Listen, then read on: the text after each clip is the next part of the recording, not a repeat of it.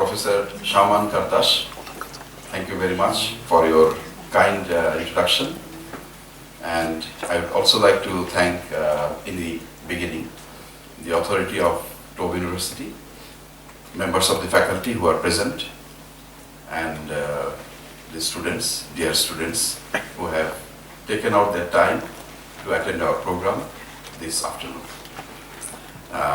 Because we have limitation on time, I would straight go into the subject. There are three topics chosen for this afternoon's deliberations and discussions. As you can see, the first one is introducing Bangladesh to you.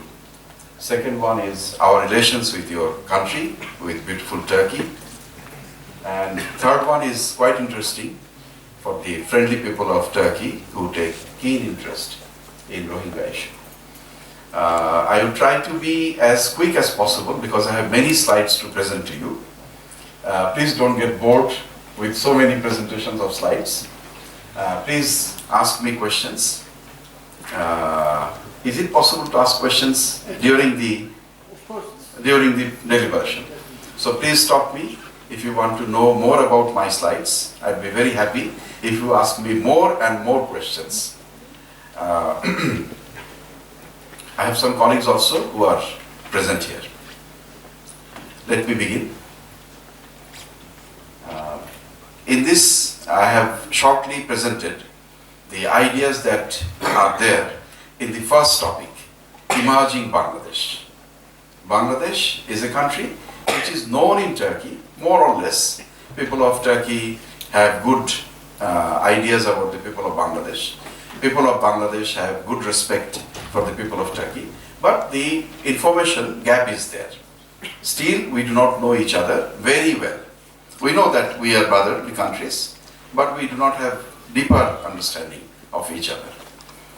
That's why I am trying to say that Bangladesh, how it is, where it is, what it is, where it is going, what is the future of the country of Bangladesh, etc. in the first topic. As you can see from this slide, this is the location, geographic location of Bangladesh, which is in South Asia. This is South Asia, starts from Afghanistan. It ends in here, in Bangladesh. This is the last part of South Asia. From here, it is Southeast Asia. So South Asia is this region. And Bangladesh is here. This is very big country of India. This is Pakistan, Nepal, Bhutan, Bangladesh. And of course, Sri Lanka is there.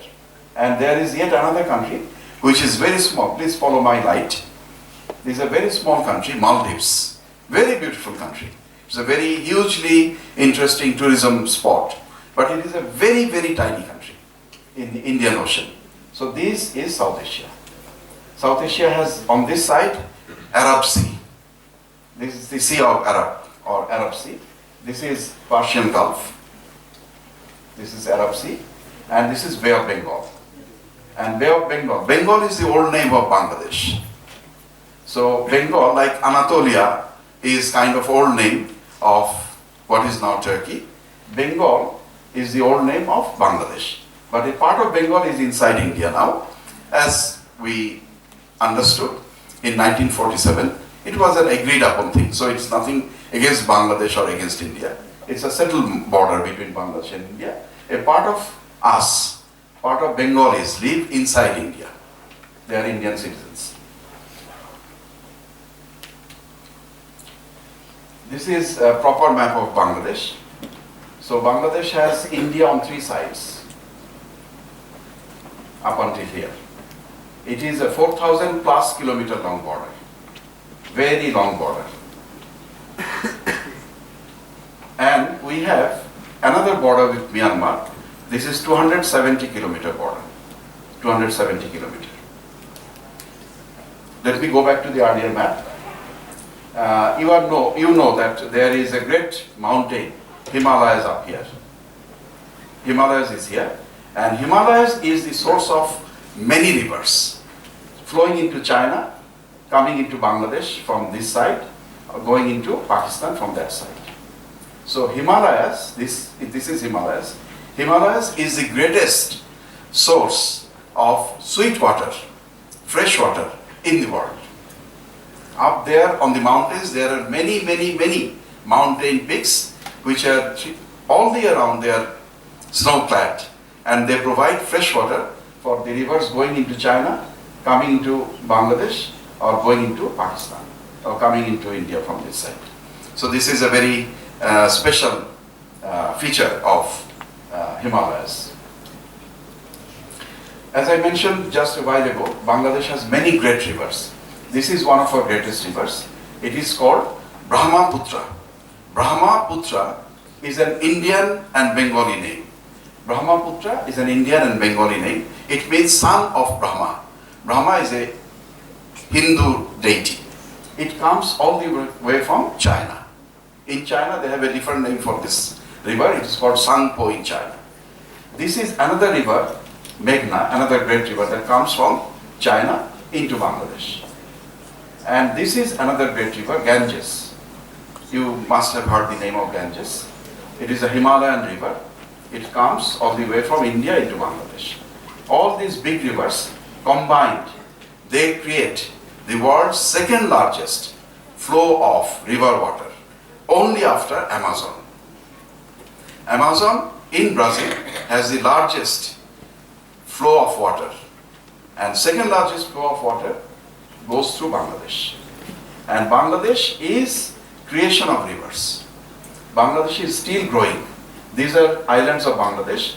Bangladesh is still growing up here. Every year we are getting new land. So Bangladesh is a country, after 20 years, you will see now a figure about the area coverage of Bangladesh. After 20 years, inshallah, the area coverage will be different. Because it's still a country in the making, up here. And this is Bay of Bengal.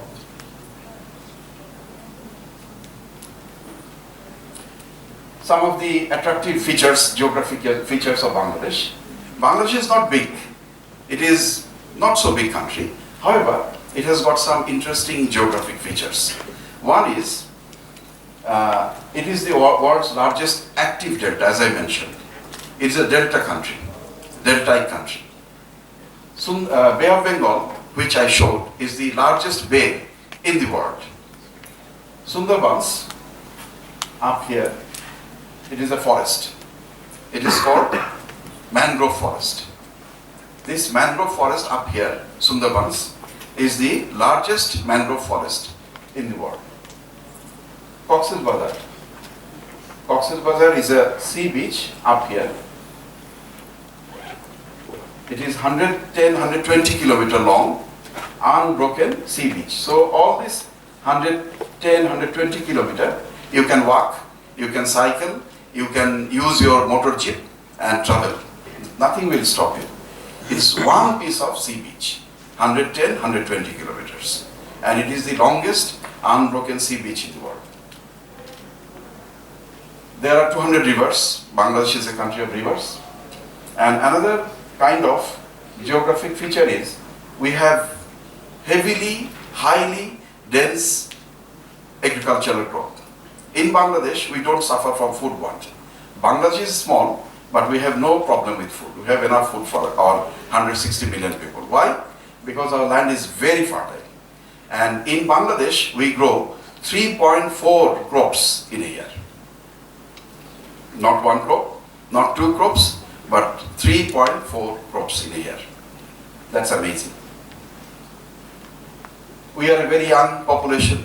We are a very big country in terms of population, 160 million plus. But out of that, 100 million plus people are young. So out of 160 plus million people, plus 100 million people are actively engaged.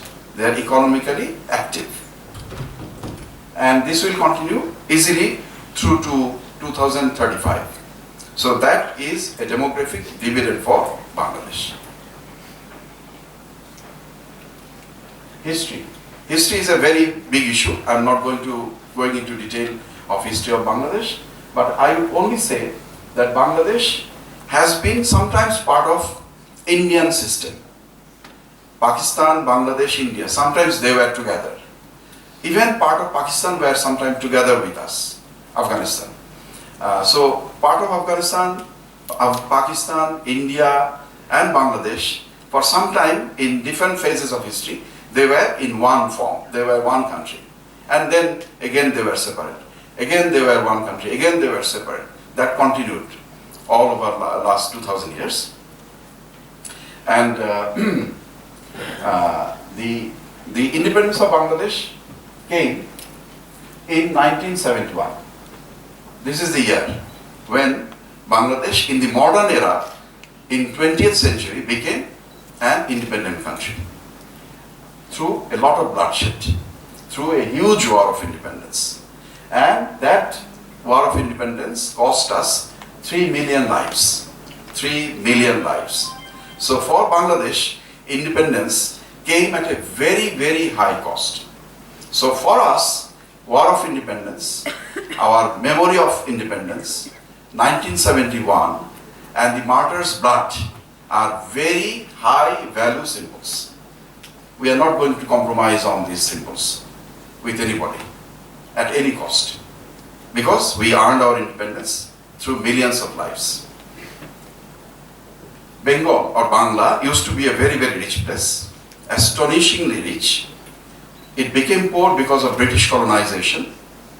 The British sucked our blood, I can say it without any inhibition. They took away many, many things from Bangladesh, from India, also from Pakistan. But now we are going back, coming back to our, projected way of development. This is the photo of our great leader, Bangabandhu, we call him. Bangabandhu means friend of Bengal. So you call Ghazi Mustafa Kamal as Ataturk. We call Sheikh Mujibur Rahman as Bangabandhu, friend of Bengal. He is the founder of Bangladesh. This is one slide I have prepared for you to give an understanding how atrocious, how costly the war of independence was for the people of Bangladesh.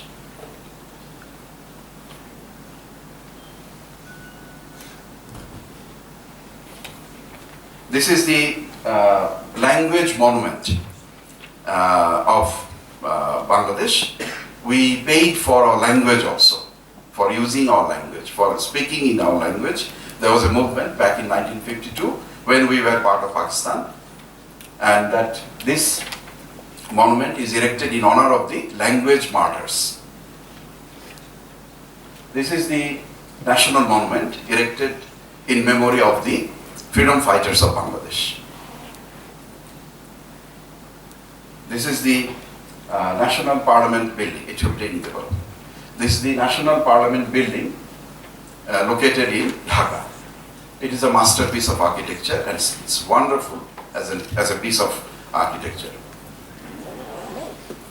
Culture of Bangladesh, like the people of Turkey, we are liberal Muslims. We are Muslims, but we are liberal Muslims. Sufi Muslims, you can say. Sufi tradition of Islam is popular in Bangladesh. And Bangladesh is also proud of its Hindu past, its Buddhist past, because in the past, people of Bangladesh mostly were Hindus or they were Buddhists. Now, most of them are Muslims. But we carry the memory and the values and the principles of all these great religions in us. We love all the religions of the world, although we are Muslims, but we respect all the religions of the world, all the cultures, you can say. Bangla is our language. The name of the country, Bangladesh, means place or area of Bangla. Desh means place or area, or region or country. So country of Bangla is Bangladesh. These two are the two greatest Bengali poets or Bengali poets. This is Tagore, Rabindranath Tagore. There is a Jaddesi in Ankara in his name, Tagore Jaddesi. And this is Qazi Nazrul Islam. He is the national poet of Bangladesh. And Qazi Nazrul Islam wrote a piece of poetry, a masterpiece of poetry on Ataturk, on Kamal Pasha, after your victory at the Battle of Sakarya in 19 22, 23. So these two are the greatest Bengali poets. Tagore is also an Indian poet. So it's a little bit complicated. But he was a Bengali. Because as I said, in India there is a huge Bengali population.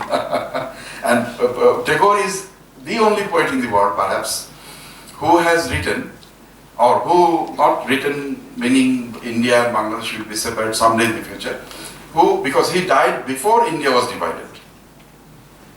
So one song of Tagore is National Anthem of India. Another song of Tagore is National Anthem of Bangladesh. This is a glimpse of our culture. This is the sea side. This is the river side. I'm sorry the resolution is not very high. This is a road near Parliament in Dhaka. And these are all very beautiful trees clad with, totally enriched by red flowers.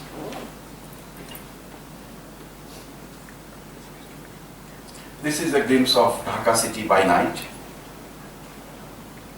This is Dhaka city, and one part of Dhaka city in the daytime. This is the river, dotted with many boats sailing through the rivers. This one, this one, this one, that one. So we have many rivers up there also, up there also. You see all boats are being plied, driven with the help of wind sometimes by sailing. This is called sailing boats. So this is a glimpse of sailing boats through the winding rivers of Bangladesh. This is a glimpse of traditional country boat racing. Country boat racing is very popular in Bangladesh. This is a traditional glimpse of traditional local wrestling. This is a glimpse of bull cart race. We have bull cart race organized in some parts of the country, particularly in early part of winter or during winter. This is cockfighting. I'm not sure whether in Turkey you enjoy cockfighting. Maybe, because in some countries they enjoy cockfighting. This is homemade cake. These are some traditional Bengali food. Bengalis or Bangladeshis are fond of fish and rice. This is our staple food, fish and rice. But we also enjoy some Central Asian, Iranian, Arab foods. This is biryani. So we also enjoy meat. We like meat also. We like kebab also. We like your kebab very much. And we have our own kebabs also. Different preparation, little bit different preparations. These are fishes, many different fishes are there. You can understand if a country has 200 rivers, how many types of fishes that may have. These are parts of Bangladesh. Now, I'll come back to, again, narration. Bangladesh has a parliamentary system of government, and our Prime Minister is Sheikh Hasina, who has been our Prime Minister for the last 11 years. This is the third straight term of office that she is holding now, and that's why we have continuity and political stability in Bangladesh. Bangladesh doesn't have any serious radicalization issue or any major political problem for the last 11 years. We are peaceful, we are stable, and we are following a particular set of policies. These are some indicators according to which Bangladesh has done very well in terms of social development. For example, women empowerment. Bangladesh is a seriously successful case in terms of women empowerment. In South Asia, Bangladesh is the most successful country in terms of women empowerment. Women in Bangladesh try to play their part very seriously. There is no bar on any woman if she wants to go for a job outside home, if she wants to run for politics, if she wants to do anything, business or anything. No and no bar. Women are completely free to choose their profession in Bangladesh. Of course, it's a major country, it's a big country, there are issues. There are, of course, issues. I'm not saying that we have gone to the level of Norway or Sweden. I'm not meaning that. But we are really very serious about women's rights as a country.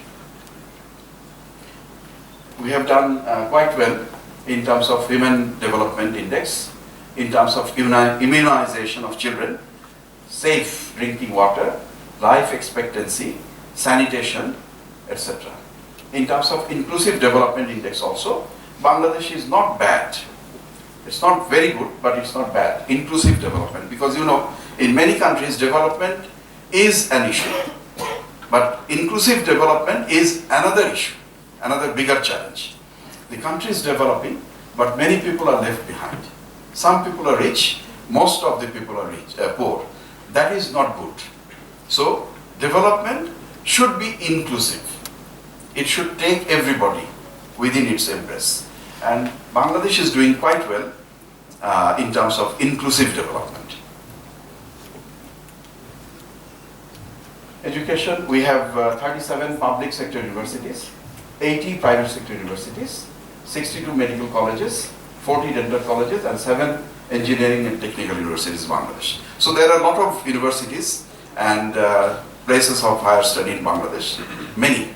In fact, there are more than 125 universities in Bangladesh. However, compared to our population, it's not enough. We need more.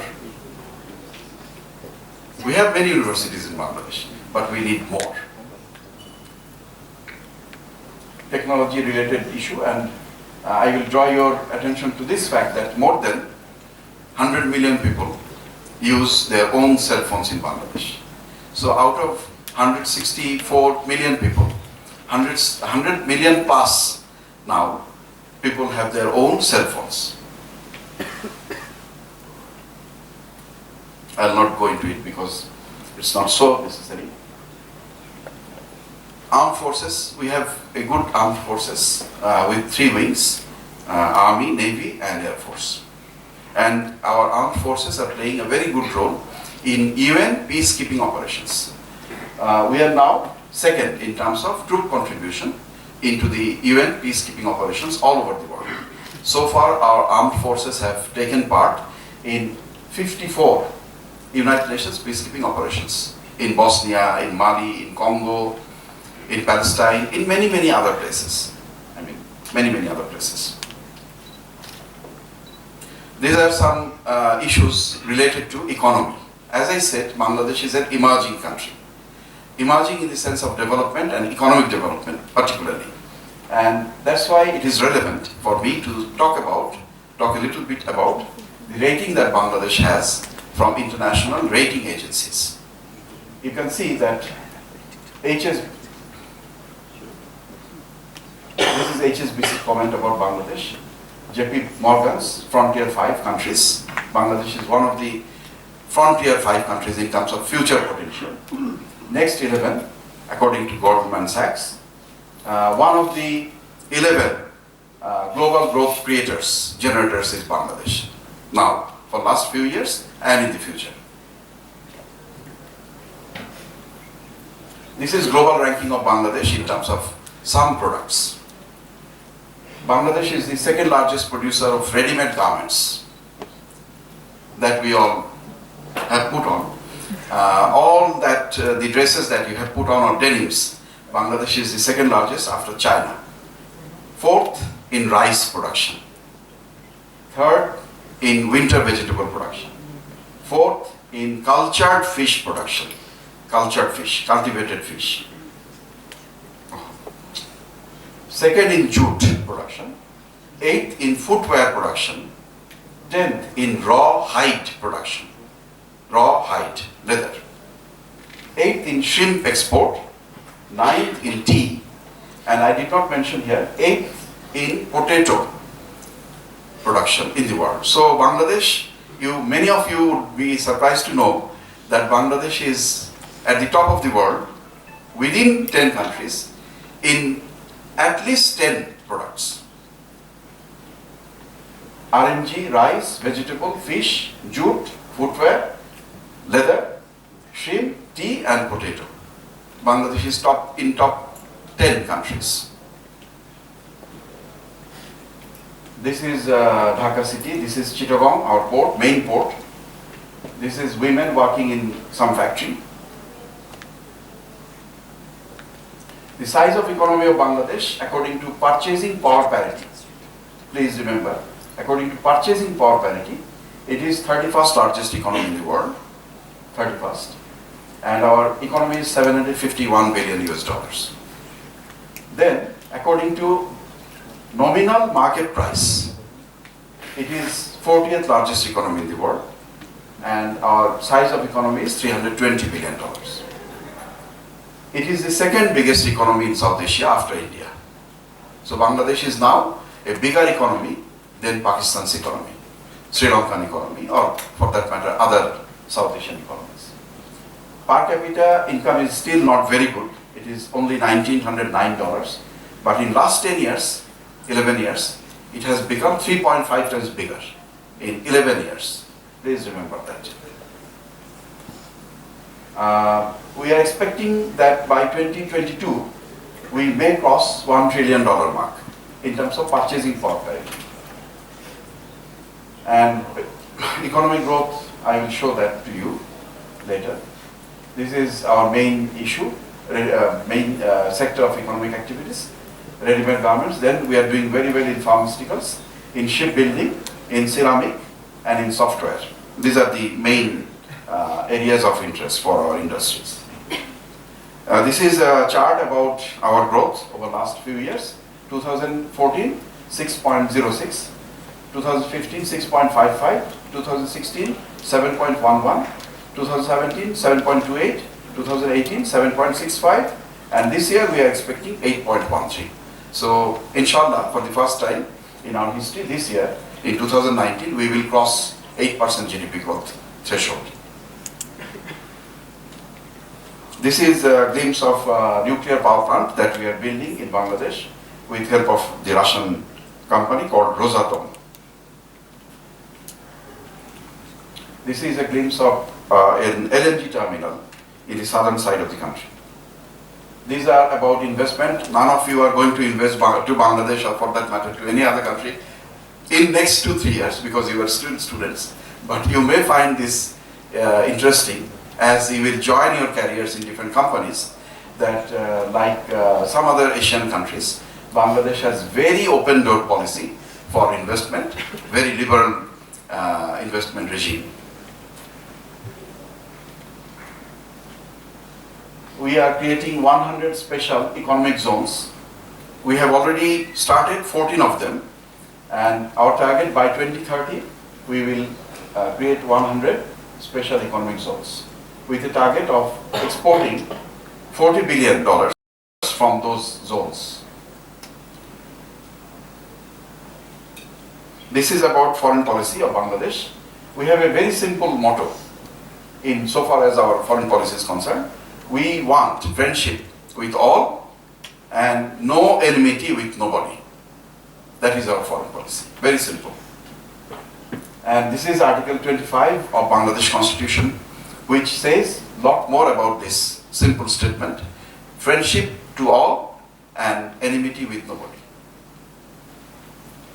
This is the father of the nation delivering his speech in Bangla in United Nations in 1974. And this is our Prime Minister Sheikh Hasina delivering her speech in the United Nations in 2014, also in Bangla.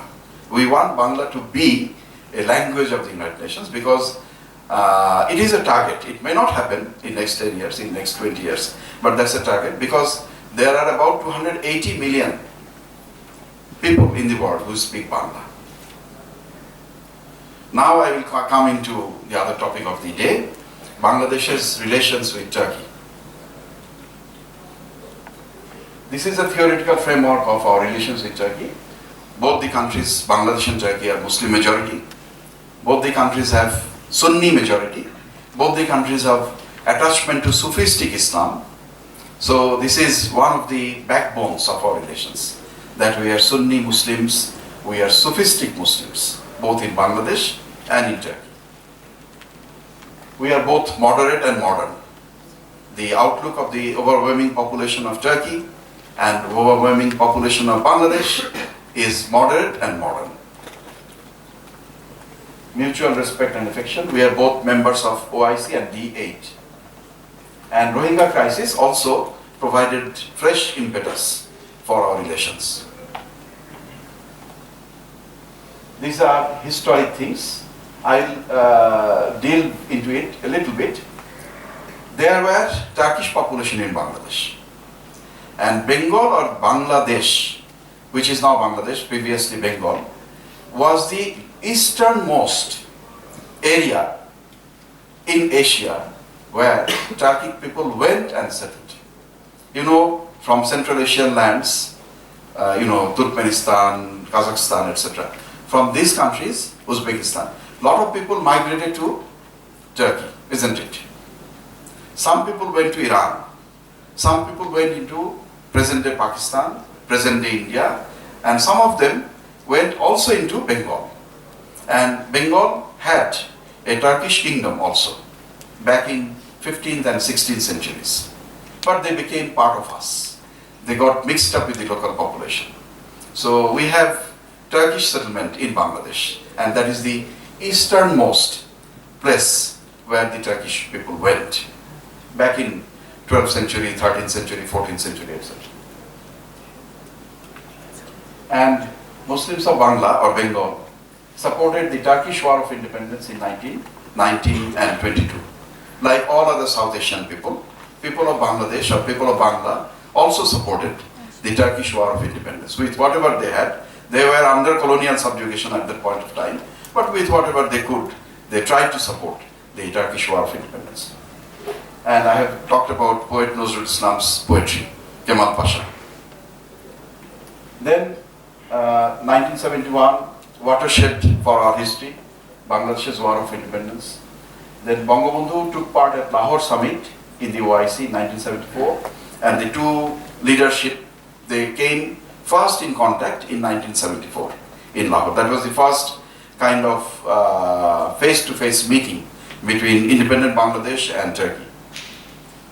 Diplomatic relations established in 1976. This is a phase-wise description of Bangladesh-Turkey relations. As I said, 76, we got ourselves engaged diplomatically. We opened missions in each other's capital. Then relations were healthy and nice.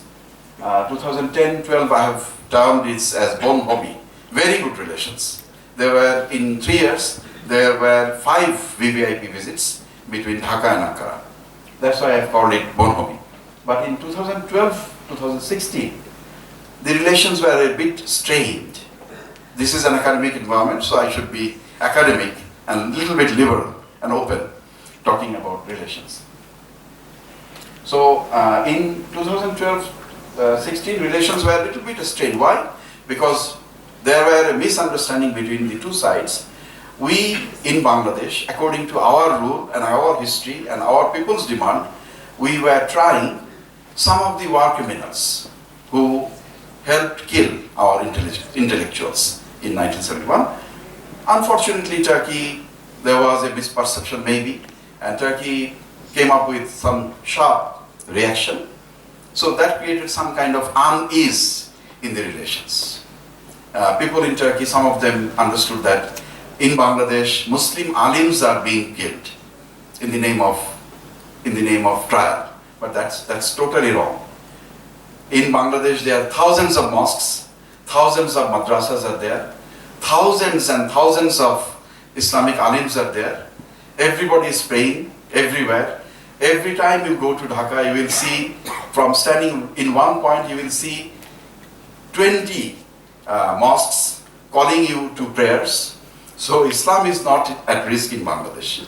It's the people, some of the people, who took the wrong sides of history in 1971 and did something atrocious, inhuman, against the people of Bangladesh. So some of them were tried.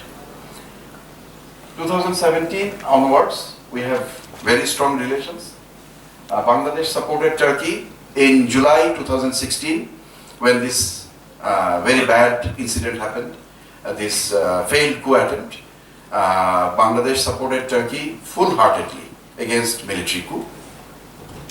Turkey supported Bangladesh over Rohingya issue in 2017 wholeheartedly, and that was a very, very welcome, very nice gesture from Turkish government. We have had exchange of high-level visits since, FOCs held, etc. These are the glimpse. This is a glimpse of our highest level engagement since 2010.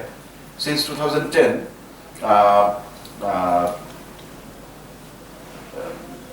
Mr. Abdullah Gül, former president, visited Bangladesh. His Excellency Mr. Erdogan, former Prime Minister, now President, visited Bangladesh. First Lady Mrs. Emine Erdogan visited Bangladesh in September 2017. Former Prime Minister Binali Yildirim visited Bangladesh in December 2017. From our side, our President came in 2010, our Prime Minister came in 2011, our Prime Minister came again in 2012, our President came to attend the OIC Extraordinary Summit in 2018. So our relations are now very good, very strong. We have many agreements between our two countries. You can see all these are agreements. There are many more. These are the most important agreements. These are the agreements. So we have had agreements in all possible areas of engagement. This is about our trade relations with Turkey. 527 million we exported to Turkey in 2018. Turkey exported close to 270 million to Bangladesh in 2018. Main items from our side is basically, this is raw jute yarn, woven garments, etc. From Turkish side it is chemicals, vegetable products, mineral products, etc. Some machinery.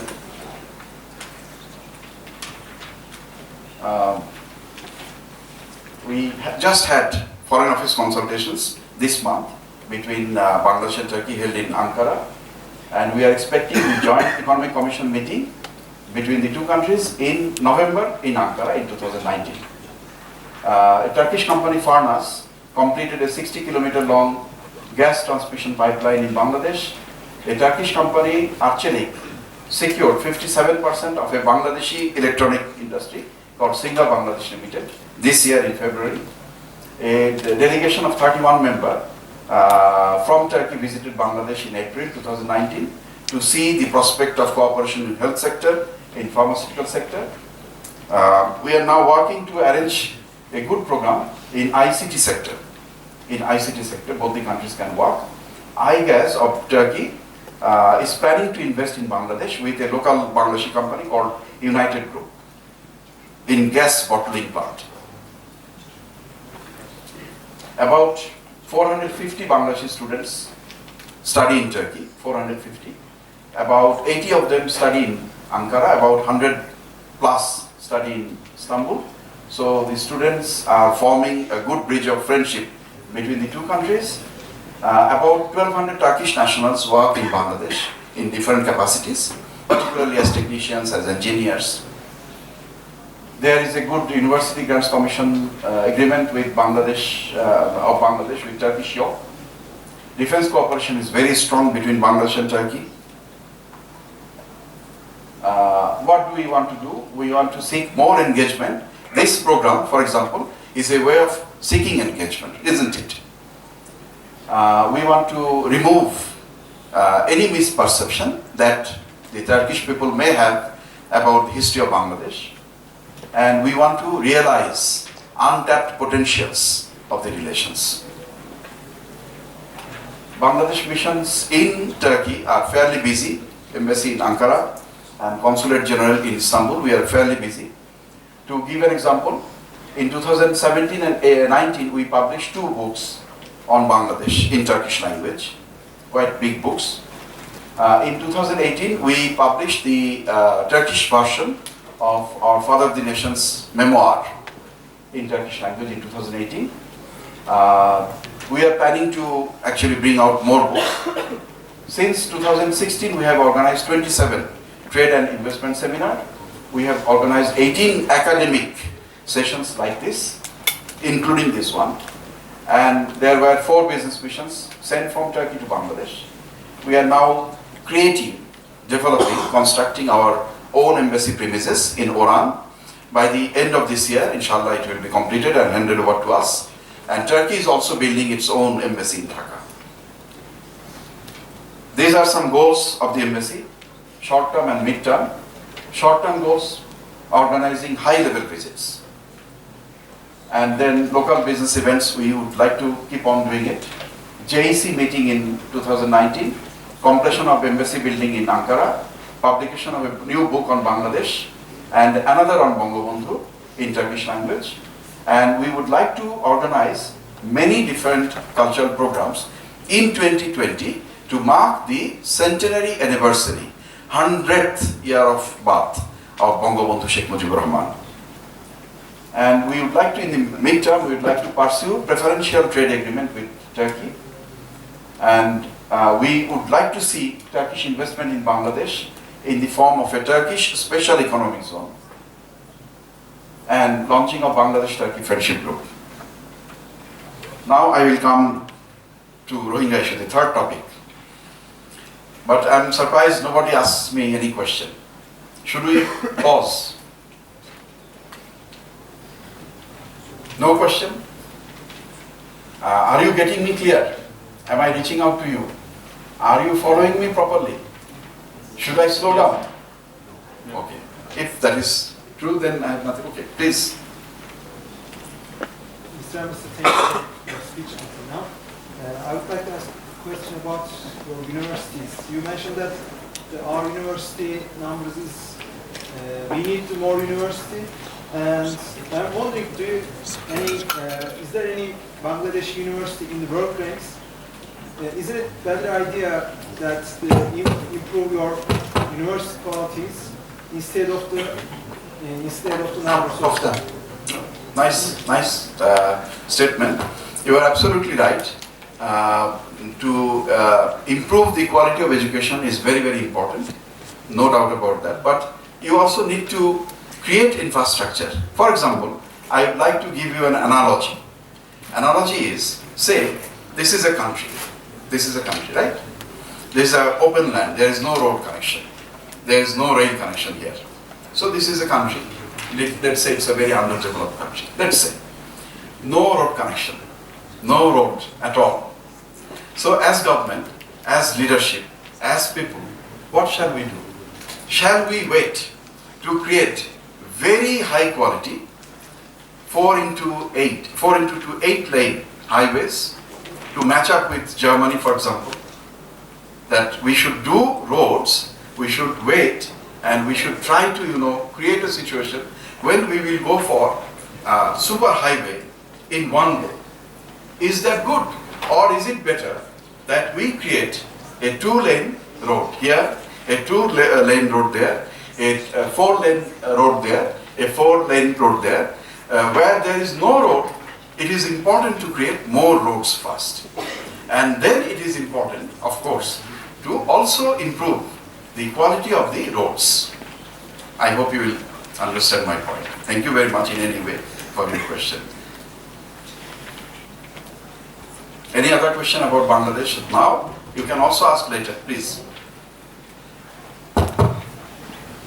Mr. Ambassador, thank you for coming to our university. My name is Anna Rios, and I'm an assistant professor here at the Department of International Entrepreneurship, and I'm also part of the working group on water security in the Middle East. So I was actually looking at the Brahmaputra River attempts to have an international commission. Yes. I would be very interested in, unlike the Mekong River, there are very few rivers with an international commission, but there was an attempt for Brahmaputra. As far as I know, it did not succeed. But I would be very interested to hear your perspective on why it came close, or did it come close to becoming successful, but at the end of the day, what were the main obstacles before its success? Thank you very much. This is a very in-depth question. I'm afraid I'm not in a position to answer you properly, and you are an academic, so you know things very deeply. However, I would like to share the information that I have with me. Brahmaputra is a river which is traversing through three countries basically: China, India, and Bangladesh. So there are three countries which should be state parties to any kind of commission which may be planned now or later. Without naming, I cannot actually explain. This is a very pointed question, but I'm afraid that China should be more open. That is my humble reaction, that China should be more open to the ideas that rivers are the inherent traditions and inherent global resources. So I am sure that India and Bangladesh should be very happy to sit with China on this issue of water sharing of Brahmaputra river, which in China is known as Sangpo. But the talks have not yet matured actually. The talks have not been at a very serious level. It never had been at a various level, serious at various levels. It were being discussed. There, the issue was on card, particularly between India and China. This is an issue, I know for sure. But between Bangladesh, India and China, tripartite commission, this is not yet a very matured, very thought about issue. I hope all the three countries will be able to spare more time on this very important issue, because Sangpo is important for Tibet. The rest of China doesn't get under it. For the Barak Valley, for the Assam Valley of India, it is very important. For Bangladesh, Brahmaputra is also very, very important. So, so far in terms of Brahmaputra's water sharing, as the lower riparian country, our experience is not very bad. I would also say that much. Our experience is not yet very bad. It's bad, but not very, very bad. In case of other rivers that we share with India, with Myanmar, we share many rivers with India. We share more than 50 rivers with, or about 50 rivers with India. We share 3 rivers with Myanmar. Sharing rivers with Myanmar is not yet a problem for us, because those are mountainous, short-range rivers. They do not affect agriculture in Bangladesh so much. Sharing river water with India is a big issue for us. For India, it is a big issue. For us, it's a big issue. But we are good neighbors. Bangladesh and India are very good friends. And we have different mechanisms to take care of the issues like water sharing. And we hope that we'll be able to create a ground and create a situation where it would never become a very hostile environment. It would never become a very serious issue between Bangladesh and India. We hope we'll be able to take care of this river water sharing issue for time to come. Thank you.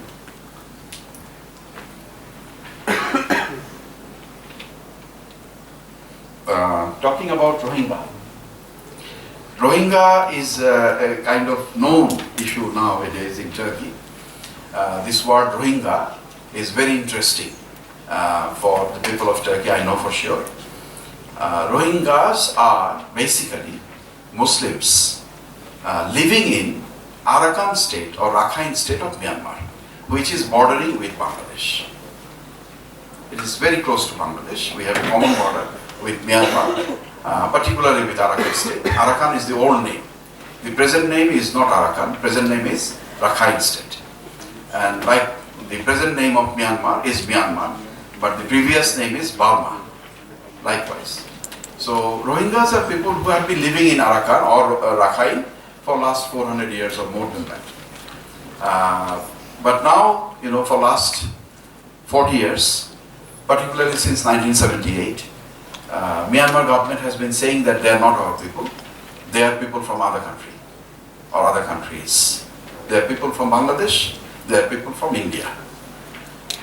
Very peculiar. Why? Very simply ununderstandable. When Myanmar was created in 1948, it was created in 1948. The first constitution of Myanmar recognized the Rohingyas as a population of Myanmar. Myanmar has 136 tribal populations. The main population is Bahman population. They are one type of the population, Bahman. They are 60% of the population. The rest 40% are 135 ethnicities. One of the ethnicities is the Rakhines, or the Rakhine Muslims, or the Rohingyas. In 1948, they recognized Rohingyas as their own people. Up until 1978, Rohingyas were part of their population. Even when in 1978 they declared that Rohingyas will not get passport, they will lose their nationality in Myanmar, still they continue to enjoy voting rights. The Rohingyas voted in 2008 referendum in Myanmar. They voted in 2010 national election in Myanmar. Up until 2010 they voted, but they are not citizens. So this, I think, is really incorrigible. There is a word in English which is incorrigible, which you cannot correct. So this is something that we do not understand. Nobody can understand that if people who are part of your population, who had the voting right from 1948 till 2010, all of a sudden they are evicted, expelled from Bangladesh, from Myanmar into Bangladesh. Now I will also tell you another story that these people, Rohingya population, they not only have come to Bangladesh, from time to time they went to Indonesia, they went to Thailand, they went to India, they went to Saudi Arabia, they went to Malaysia, and the largest group of them came to Bangladesh because we are very close to them, just one border. So the Rohingyas came to Bangladesh in a big number, 1 million plus. The biggest number of the Rohingyas came to Bangladesh last year in 2017. Now we have 1.1 million people inside Bangladesh who are Rohingyas. We do not call them refugees. We have not given them refugee status because we believe that they should go back as soon as possible. But they are sheltered in Bangladesh. So this is the story of the Rohingyas in very brief. Rohingyas are living in Saudi Arabia, in Thailand, in Malaysia, in Indonesia, in Bangladesh, in India. So all these countries have received some or more Rohingya populations in different phases of time.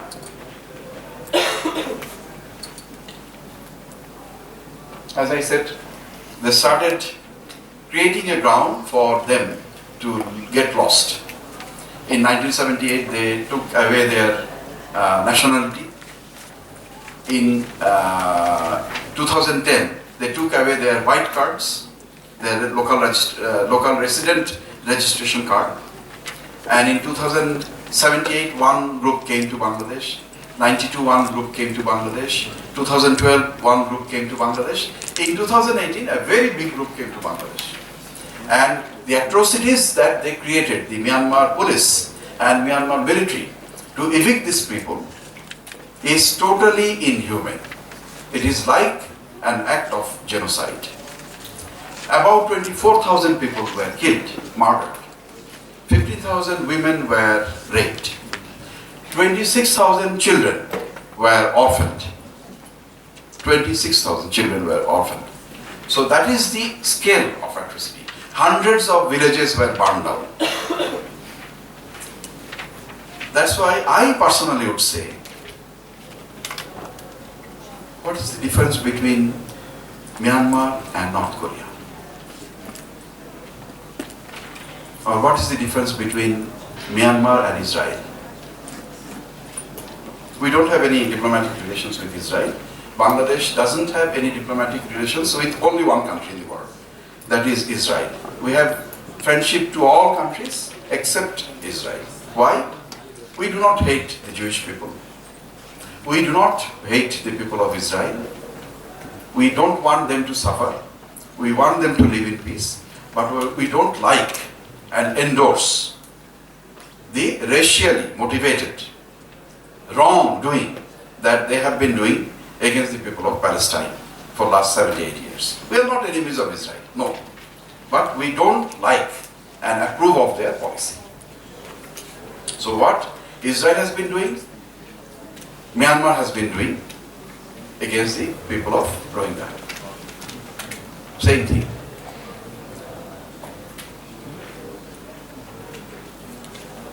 When they started coming to Bangladesh in August 2017, Bangladesh opened its borders.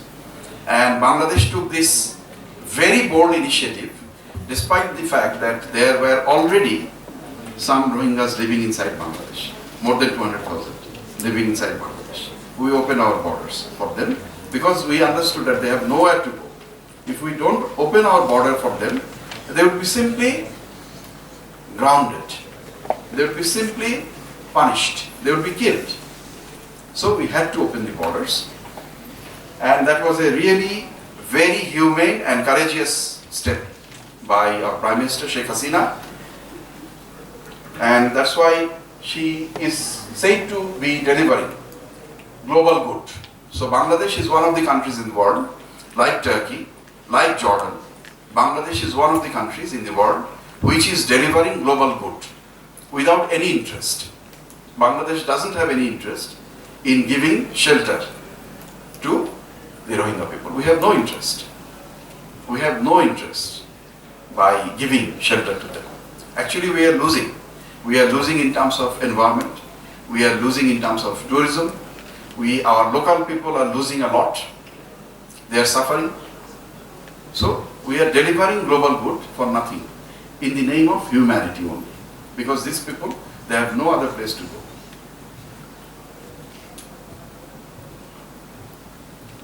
Initially, the international community's response was very low key, muted. Many countries were silent actually. Then, slowly, countries like Turkey, the EU, the OIC, and the USA, Canada also, I have not mentioned here, I should have mentioned Canada here, supported Bangladesh's opening of border, way and attempt to shelter the Rohingyas. They supported us very, very much. Turkey, the EU countries, OIC, most of the OIC countries I mean, the USA, Canada, Sweden, etc. So these countries have been supporting the Rohingya causes through Bangladesh governance mechanisms. And also in terms of diplomatic solution of the problem, these countries have been supporting Bangladesh's attempts. Here I would mention the visit of the respected First Lady of Turkey and the former Prime Minister of Turkey, Mr. Binali Yildirim, to Bangladesh in 2017 to see the condition of the Rohingyas over there. Bangladesh is following a two-pronged strategy this time. Two-pronged meaning Bangladesh is seeking engagement with Myanmar because Myanmar is a neighbor of Bangladesh. So we'll have to live with them. We'll have to talk to them on not only Rohingya issues but on some other issues as well. So we are engaged with Myanmar bilaterally. We are also seeking engagement of the international community through multilateral forums like United Nations Human Rights Council, like ICC, International Court of Crime, and ICJ, International Court of Justice. So through multilateral forums, we are seeking engagement with the Myanmar authorities. Without much of success, I must mention, because Myanmar authorities are totally devoid of humanity and common sense. What do we want? We are giving humanitarian assistance to the people who are already inside Bangladesh, but we want them to resettle in Myanmar. We want them to reintegrate with Myanmar population. We want them to go back to Myanmar as soon as possible in a safe environment, in a voluntary way. They will not push them into Myanmar territory. If they wish to go, they will be allowed to go. The moment they wish to go, they will be allowed to go. We want them to voluntarily return to Myanmar, to their own villages, to their own places, in a safe condition. And they should have the way out to get Myanmar nationality in the long run. That's our target. I will stop here. I think I have managed to complete the whole subjects, 3 subjects, within 40 minutes. Is it within 40 minutes or more than that? More or less 40 minutes. So I think I have done fairly well in terms of covering 3 difficult and big subjects in 40 minutes. I should have only talked about Bangladesh in 2 hours time, and Rohingya issue maybe another 2 hours. But I know the limitation is there, time limitation is there, so I try to be as brief as possible. I would welcome any question or observation or comment, remarks from you about these presentations, about Bangladesh-Turkey relations, about Bangladesh as a country.